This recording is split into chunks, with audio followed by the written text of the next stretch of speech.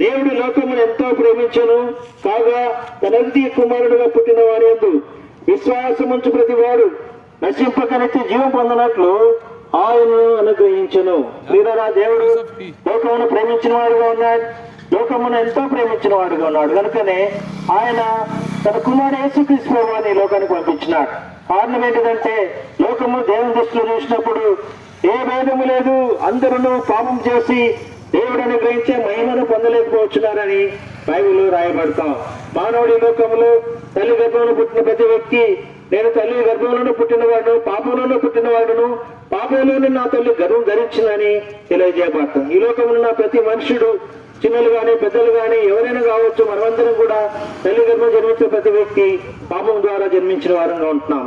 అయితే ఇలాంటి పాపం ద్వారా జన్మించి పాప క్రియలు చేస్తూ పాప జీవితం జీవించి ఇదే విధంగా ఈ లోకాన్ని విడిచి వెళ్ళినట్లయితే అందులో రాయబడుతుంది బైబిల్లో, పాపం వల్ల వచ్చే జీతము మరణము అని రాయబడుతుంది. ఇలాగనే చనిపోయి ఈ లోకాన్ని వదిలి వెళ్ళినట్లయితే ఆ రెండు మనుషులమైన మనకు మరణం వస్తుంది. ఆ మరణం ఏంటంటే నిత్య అగ్ని.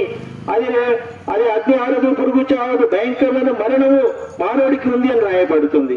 అదే దేవాది దేవుడు ఏం చేసినాడంటే, ఇలాగ చనిపోకుండా ఉండాలని, ఇదని మరణము ద్వారా శిక్ష పొందకుండా ఉండాలని చెప్పేసి తన యేసుక్రీస్తు ప్రభువారు, తన కుమారుడు యేసుక్రీస్తు ప్రభువారిని లోకానికి పంపించినాడు.